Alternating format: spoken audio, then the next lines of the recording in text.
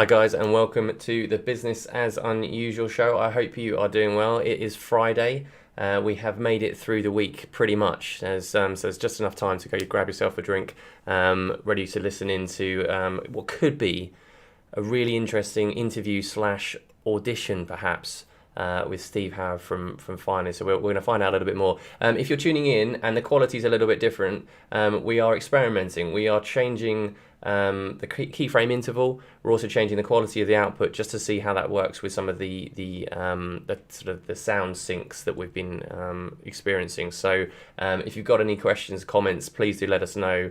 If it's causing issues, just shout, because we'd be it's a bit of a trial and error for us this week to find out how that's kind of panning out. Okay, so let's look at what's going on in the news. So this is a week that has seen the UK tourist abroad racing home from Croatia, Austria, Trinidad and Tobago before the quarantine deadline of tomorrow. In other news, the UK government debt has exceeded 2 trillion. That's trillion with a T for the first time, meaning that government now owes more than the entire value of the country's economy for the first time in 60 years. Sounds interesting. In slightly more positive news, the GCSE pass rate has soared to 78.8% this year, up from 69.9% last year. But it's Friday, we've got some respite from the sun, so let's get down to business as unusual.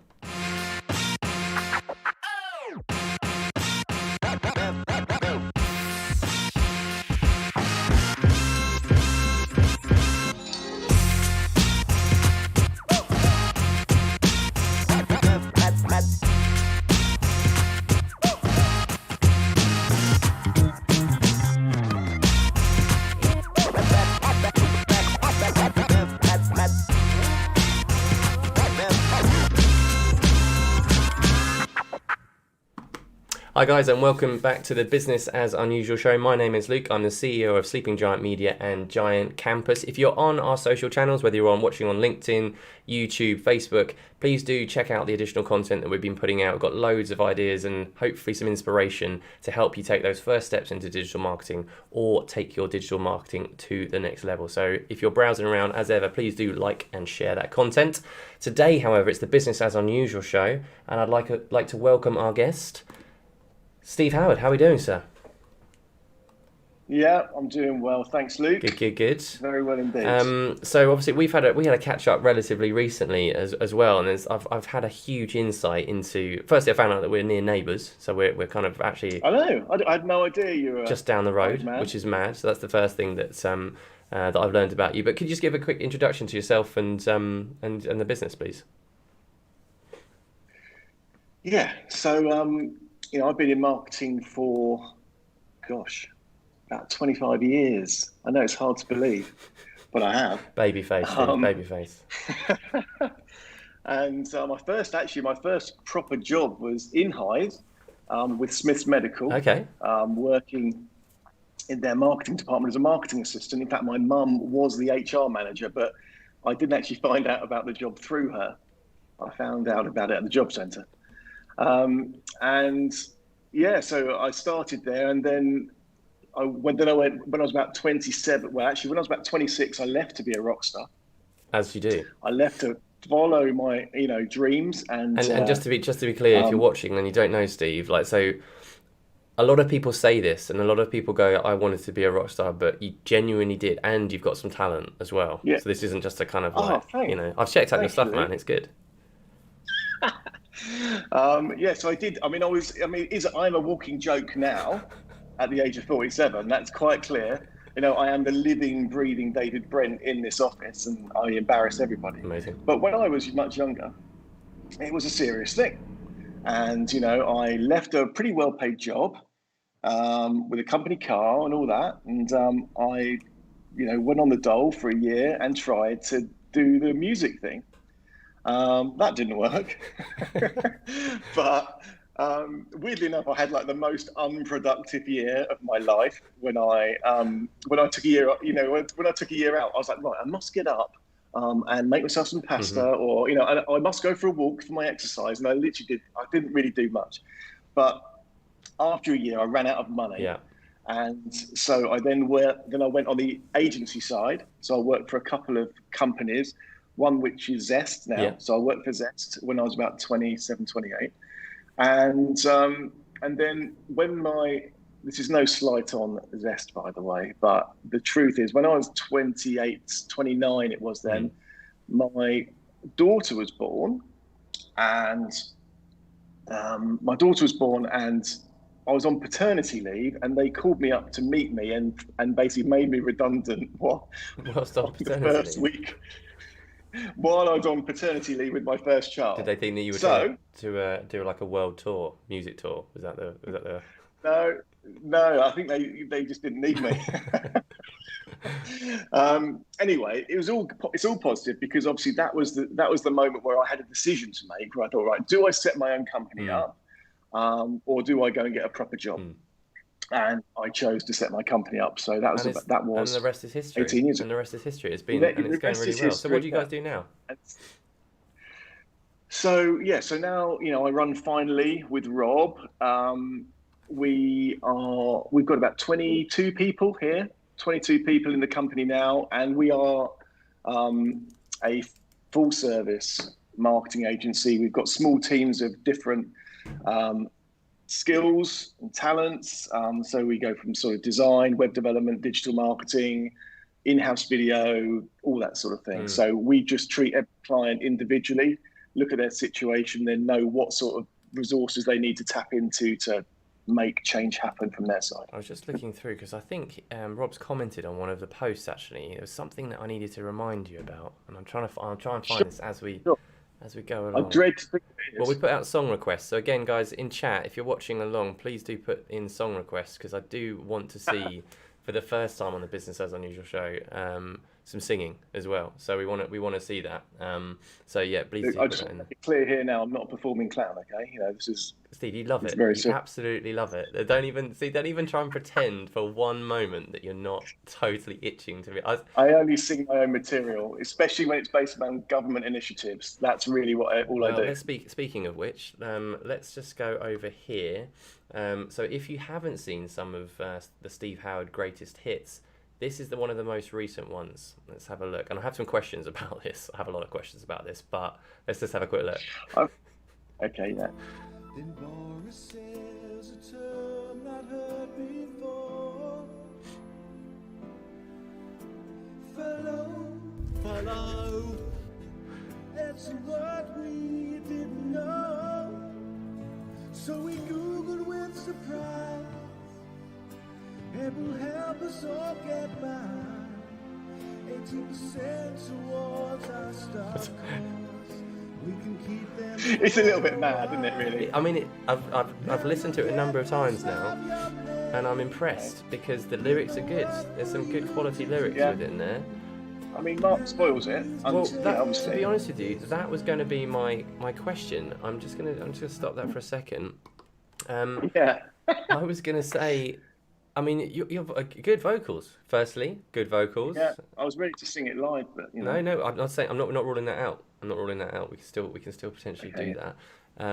But what I was actually wondering was, what on earth is Mark Gaisford doing there? Was my first question. Well, I mean, the truth of the matter is, obviously, Mark's got a much better reach than me. He is the LinkedIn god, isn't he? I blatantly abused his reach, and he knows this, and we're on a level. We know the score. So I said to Mark, do you want to be in my music video called Furlough? And he obviously said, yeah, of course, love to do it. And so I obviously I did my bit. So it's kind of like me obviously pretending to be a serious artist. No, mate, and then you were well in that. It's method acting, definitely, right there. And Mark did the edit, and Mark just did whatever he wanted. I'm just going to go back in there. So you had no sort of direction for Mark. It was all him. I have no creative. There's a few things in my life I've had no creative input into, and this was one of them. I'm gonna run it again so and I'll kill the sound on this one. But the bit that kind of surprises me is Mark's choice to get in a tree. Like, I was trying to work out, like, there. What? I mean, some say inspired. Some say inspired. I mean, I was just trying to work out if there was a tie, if there was some sort of like connection to this, or if it was, you know. hold on, I've got it. If it was a fir tree, then there would be a little bit of a, Ah, I see. you know, fir. Actually, being fir high, actually, it probably was quite fur low. It would have been. Oh God, wow, But wow, you guys. So that was on the spot, Luke. That is a lame joke because I just thought of it. it's, That's not something I've ever said before. well, I tell you what, we do in a minute. We're going to do a. In fact, I'm going to jump in it right now because that's a perfect segue Perfect link. into the tenuous link, because this is Wow. I'm afraid those were some seriously tenuous reasons as to why Mark Gaisford ended up in a tree during a video about Furlough. But I see what you're doing there, and again, we do something very similar. We don't quite know how to make a quiz that will challenge you in the way that we want, so we create something that taking your company name and then turning it into a quiz. And this is what we got. We've got the Finally quiz. Let's have a look. So, Wow. again, chat, feel free to play along if you know. What do we think? So I'll put your answers in the chat. What was the title of Europe's 1986 hit? Can I just say something here, Luke? Go on, then. Weird, strangely enough, and you wouldn't know this obviously, but this is the first ever 12-inch record I ever bought. Is it? Then you should know the answer, my friend. Well, firstly, that's scary that we've connected there. It is weird. And what is the answer? Do you want me to answer? Yeah. Oh, okay. It is obviously the Final Countdown. Correct. What? Hang on. Alex, producer Alex, why is the next countdown as the correct answer? That can't be right. It's the next countdown. Okay, yeah, we could definitely work on something there. Alex, have words. Alex is soon going on paternity leave. Hopefully the same thing doesn't happen to you as it did to Steve, is all I'm saying, based on this sloppiness of the... I'm joking, he does a wicked job. And good luck to your upcoming child. He's just going to my ear. He's like, that's wrong. I'm sorry. Okay, right. Well, we're moving on. Let's see if the one's correct. What was the original title William Shatner wanted for Star Trek: The Final Frontier? I've got a child in the room at this point. So you carry on an answer. Hi, Aria. Yeah. I'm just on the show. Go that way. You have to ask Mummy that question. Okay. Yeah, I generally wouldn't know this. Yeah. I can only assume that it's Spock's Adventure. Let's have a look. Let's find out. And that was Aria, everybody. She's coming in. An Act of Love. Is it? I had no idea. Alex, are you sure about this one? Can you verify in my ear if this is correct, if this is going off the rails already? Question number 3. How many Final Destination movies have there been? I think the biggest question for me is Luke, what is your favourite Final Destination? Have you watched be them honest all? with you, I haven't seen all of them. I've only seen the first one. And then I don't know about you, but I sometimes struggle when... Okay, he's definitely You sure. kind of get it, you understand. Yeah, I kind of like... so Alex is now sure about all the answers except for that first one. I feel like once you've seen the Final Destination, it seems quite finite, but apparently not. So it just feels like there's a kind of like... It isn't. No. And I will say the roller coaster one is amazing. Okay. I love it, especially when this is going to sound really. No, this is going to sound terrible. No, I can't. Well, when the girls burn in the sunbed. That is not an. That is not. It doesn't sound an appropriate thing to say. But it's business as unusual. It's business as it's unusual. I mean, that is. I didn't expect. Unusual, I mean, but it's a really good film. We might see that quote reposted on LinkedIn. Yeah, don't. Oh, maybe that will hang maybe on. In how many? You didn't see that, Steve. How many have there been? You seem like a fan. I am a fan, and I think I want to say 6, but there might be 5. But I'm going to go for 6. 5. Oh, there was 5 so far. Yeah. Wow. See, again, I think I could almost name which ones they were. Oh, that's just That's showing off. We got a show to do. What is the final line in Friends? The final line. So I guess in the last ever episode of Friends, what was the final line that one of them said?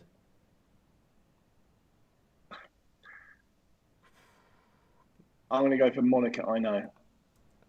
Chandler, where classic end. That's a great quiz question. Classic end to a series that went on for years, millennia. But anyway. Love it. I love Friends. I just can't remember that. And what was the final score of the 1966 World Cup? We know the outcome because it's basically the only thing that we can hang our hat on in the English football. England won. I believe it was 4-2. He is absolutely correct. Well done, sir. That is impressive. Guys, thanks for playing along on the chat. We have reached the halfway mark. Okay, so we are. I'm still trying to get Mark Gaisford as well, mainly so that I can leverage his reach as you have with yours as part of my halfway mark. But he's not playing ball right now. So I mean, we did get on terrestrial TV. I know. We got on the What's My Name show, Steph's show. I know, it's incredible. And it doesn't get much bigger than that. It doesn't get much bigger than that, and the glamour that must have come with that is it's outrageous. It's been very tricky walking down Canterbury High Street. I bet it has, especially High Street. Amazing. So we now sort of try to move into what the future looks like for businesses. So maybe sort of starting off with yourself, what do you think the world's going to look like in, say, a month or so, in terms of how is your business going to be different? What things are you going to be doing more of? What are you going to be doing less of? And almost what have you learned so far from the challenges that we've seen in the last few months? So there's a little term, you probably haven't heard of this, Luke, but there's a little term people have been using recently called pivot. Right? I'm happy about it. It's fine. It's kind of a word I've sort of come up with just to kind of say how I've managed to do, change and stuff. But actually, in all seriousness, during lockdown, it was quite a good time to kind of gather my thoughts and think about where I want to take the business. I think it's probably the same for you. And so we've made a decision to go both feet into specialising in a sector. So we are, I didn't want to be the builder with a leaky roof. Whenever we work with clients, I really push, hard that it's massively important to, know what you stand for, specialise in a field, get all those sort of building blocks in a row. And we hadn't really done it for ourselves. We've done it a little bit, and we kind of specialise in inbound marketing, but I felt like we hadn't gone far enough. So we have made a decision in engineering and manufacturing because we love the people in that field. It was a bit tricky. This week I've been on these virtual drinks in the Backing Britain Manufacturing Engineering Conference, and I felt like a massive imposter because I think, God, I don't know what they're going to talk about in these networking events. Going to talk about machines and milling and turning and all the technical stuff, and it wasn't like that at all. But the reason we got into that field is those types of customers really they're brilliant at what they do, but they're also scared of marketing. And we love working with those types, normally just directly with the MDs, because they don't even have a marketing department. It's kind of like we haven't really needed it. Yeah. And so we are their marketing department, really. And we've focused mostly on B2B as well. So we've made that change. We've had some hard decisions to make as well. Yeah. So obviously the pandemic has been challenging, and again from an agency perspective, there's certain sectors that have gone really well. So some clients do really well. Some have almost been wiped out overnight because of the differences in that. When you go sector specialist, is there not the risk that could be more risky because of that? Well, I think it is risky. From my point of view, we're in a reasonably steady market. I mean, as we all know, with local companies, travel industry, I mean, how the rug's being pulled under the feet of some brilliant companies, and that that's really sad to see all that hard work. Yeah. But we're specialised, but it's still quite broad. manufacturing and engineering is a broad sector, and you know, in general, there's always going to be things made. So I don't think it's too risky, but ultimately for me as a business owner, I want to grow a business, and I think I'm going to be doing a talk in a month or so called Alienate to Accelerate. Ooh. And a little bit like this, where you almost have to alienate 95% of your potential market in order to really actually grow a business, you know, something really. Yeah. I think, you know, from your point of view, you've kind of specialised more in what you do as to who you do it for, haven't you really? Exactly. Yeah, we sort of specialise in the sort of the service offering rather than the sectors that we operate in. But it's an interesting one. So you know, I don't think there's you know, I think it's an interest because we have got quite a lot of travel clients. It's not fortunately it's something we didn't decide to specialise in because the last few months would have been a little bit more challenging if that was the case. But it's yeah, no, I mean I totally get the sort of the approach to specialise, because again I think everything gets so complicated that if you don't specialise in either sector or service, you're doing so much, and it's whether you can do that effectively enough to actually make you know to accelerate, as you said, which I guess you know you'll be talking more about in your upcoming talk. I will. I've got to write it first, but it's going to be brilliant. As long as you book it in, I find that's a great motivator, because actually then do you know what, you're so right. The deadline in. If you know book it in, then you have to do it. Otherwise, there's going to be a load of people there thinking you're rubbish. And normally I do find that there's a last minute kind of the night before. Still slamming slides together that really helps to kind of make sure that you have got it finished in time. So not for me, Luke. Very organised. Yeah, well, of course, if I have absolutely no doubt. So no, that'd be awesome. And Caroline in the chat saying alienate to accelerate. It's brave / scary. So yeah, I mean, but that's I guess part of business, isn't it? I mean, there are scary moments, aren't there? I think it's more dangerous not to do it. Yeah, absolutely. I think that's what my talk's to me about really, and how certain companies have really done it well, because I think there's this thing that if you know, but then we'll miss out on that, and then we'll miss out on that. But the fact is, those people out there aren't choosing you because you don't say exactly what they want, so you're losing out on them anyway. So I think it's more risky not to, you know, drill down into something specific, because what we found is even by doing this in the short term that we've done it, is that it's so much to connect with people in that industry and them engage with you because they see you as, you know, part of their industry. Yeah. Because otherwise, if for example, if I said, right, I'm a full service marketing agency, who am I going to appeal to? Yeah. How am I going to differentiate myself?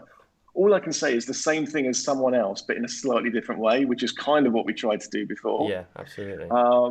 But you'll never. It's actually a really hard sell to do that. Yeah. No, I mean, again, it's got to differentiate, and as you said, it's you know, it is difficult, isn't it? And I think, you know, if you Google around, you know, the classic is the award-winning agency, and I think we're the same. I don't know I can't remember if it's on your website as well, but that's because, you know, a lot of agencies, you know, put that as their kind of how they stand out, but you know, most have actually won an award by now as well. So there's. I know, but the problem is, I think the thing is, as agencies like us, is that all our stuff just becomes white noise to people. It means nothing. No one absorbs it. Even our testimonials, no one gives a monkeys about most of the time because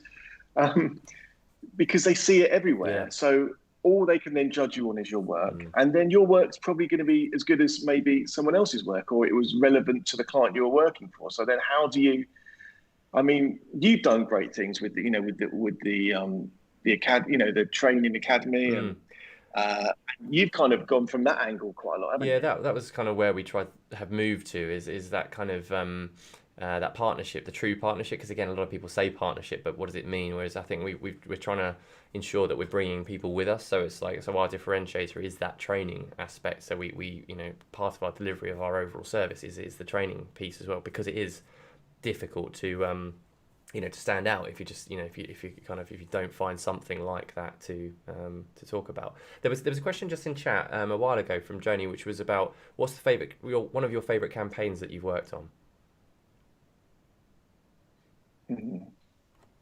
Well, I think probably my favourite thing I've done in the last couple of years um, I managed to do my first proper TV advert, which I loved doing. You know, it's a reasonably decent budget TV advert for, Ward's estate agency, where we've got this little kid who stands up and I don't know if you've seen it, but there's a schoolroom scene and one kid stands up and says, "When I grow up, I want to be a policeman." And the teacher's like, "Oh, that's excellent, well done." And a girl stands up and says, "When I grow up, I want to be a doctor." "Oh, that's lovely." And then this other kid stands up and says, "When I grow up, I want to be an estate agent."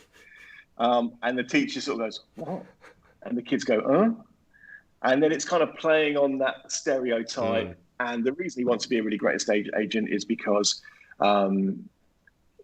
of his experience he had when he moved house and all that sort of thing. So it's got that sort of nice balance to it, emotion. Yeah. Awesome. So that's probably the favorite thing I've worked on over the last couple of years. Fantastic. I've done some fun stuff, but yeah, that's probably my favorite. That's awesome. We are going to jump now to not this quiz again, but status quote. Yes. Are you a Quo fan? I've been known to hit the 3 chords. Headbang. Did you have long hair?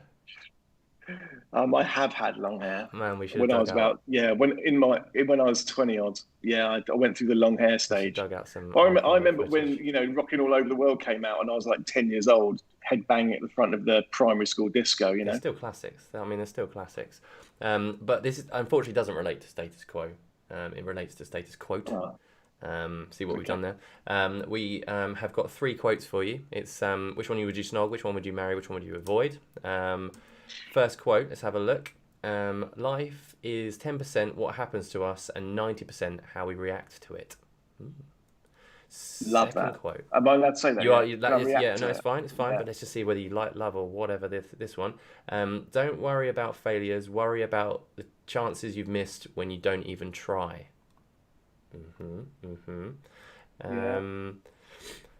Though no one can go back and make a brand new start, anyone can start from now and make a brand new ending. Oh, right. Nice. Yeah. So the first one you instantly had a reaction to. What do we think? I love them all. What am I supposed to do? You got to choose, Steve. This is the pressure moment, mate. This is the point. This is. I love all these things. This is hard hitting. I believe in all these things. I I'll tell you what. The first one. What's the best thing I can give to them? What have I got to do? Or marry. I love that. Yeah, marry. I love it. I'll marry. Okay. I'll marry nice that. one. But... Yeah, life is. I totally agree. I have to say that is. That's definitely given my the last philosophy. 3-4 months, that pretty much summarises that quite nicely, doesn't it? It's about how we've tried to deal with that over the last 3-4 months, and 90% of it. Yeah, great. Okay, cool. So that one's out of the way. What about the next 2? I'll snog the bottom one. Okay. I'll snog the bottom one. Okay. That's okay. So though no one can go back and make a brand new start, anyone can start from now and make a brand new ending. Love it. Yeah, it's got slightly more elements of cheddar on it. Yeah, it's true. But, true. It's got that emotion. I think that's. Steve. Yeah, and I like it. But you don't love it. But and I do like the idea that at any age, I think I really hope people have that feeling in them at whatever age. Like my dad decided to study to become an osteopath at the age of 50 odd. So and that was a 4-year. So I think I saw something on LinkedIn very quickly that said, when you're 28, you think, oh, it's a 4-year course, and then I'm going to be 32 when I finish this. But actually, do you want to be 32 and not be doing what you want to do? Yeah, absolutely. So that was good. Yeah, and then the middle one again. I mean, it's avoid it. I wouldn't avoid this, Luke. I can't lie to you. But you have I wouldn't avoid it. It's the rules. So okay, no, I hear you. It's good. It's still a good one, isn't it? You before sort of pre-show, we asked you to put down some of your what were your quotes as well. Can you remember what you put? Yeah, my lame quotes. Go on in. Yeah. What were they? So it was actually when I was in the music industry. Yeah. I can say that. Yeah, love that. And so what would happen is you as a songwriter, you'd send songs out to record labels all the time, and then you'd chase it up and then if you ever had to email someone or or phone them up and say, did you get the song? Did you like it? It's always going to be a negative answer. And one record label guy said to me, he said, Steve, he said, if you've got to ask the question, you're not going to like the answer. And the truth is, if someone wants what you've got, they're going to come to you. And that's the same in business and marketing, sending proposals. Or you'd almost find if you ever chase something, you know what comes back is like, thank you, but yes, I'm really sorry, but we've decided to go somewhere else. So it's not particularly inspirational, but I think it's very true. Very relevant, absolutely. We are unbelievably out of time. That has flown by. And I think we're going to have to get you on again for some singing at some point, or just have a dedicated show where we can see if we can do it over. It's the only reason I came over the air jam session as well. I was just saying to the guys, I would have played my guitar, but I've hurt my finger, so I can't, unfortunately, this time. But finally, one thing to shout out to a business. There was a business you wanted to shout out. I know we're over time, but what was a business that's been doing something awesome? Okay, I just want to shout out to my accountants, Accountancy Extra. They won us, they're based in up north in Halifax. They won us through inbound marketing, something we believe in, which is great. And then, honestly, during this whole pandemic, they have been such a help, not just to me, but to all their clients. They've held loads of free seminars and advice and really helped us through what's quite a scary time for businesses. So Accountancy Extra, especially they specialize in working with agencies. Okay. So if you are an agency, then definitely worth a shout, because they also understand your business and know what sorts of profits you should be making. Awesome. Well, that's a great shout out. Thank you very much. And thank you very much for coming on the show. Sorry we didn't get an absolute pleasure, some comments in the sorry we didn't get to hear your voice this time, but there's always next time as well. So and also we're gonna have to catch up for a beer, as we just found out we're neighbours as well. So that's always exactly. We can maybe duet or something. I don't know. We'll work on it. But thanks very much for coming on again, Steve. Guys, we are out of time. We are not here next week because I've got annual leave coming up where I try to finish the tree house that is becoming the biggest tree house in the world slowly, as I try to add more bits to it as the request of the children. So hopefully I'll be back in one piece in a week's time, back on Wednesday again. So thanks very much for tuning in. It's been some crazy times, but for all of us, it's just business as unusual.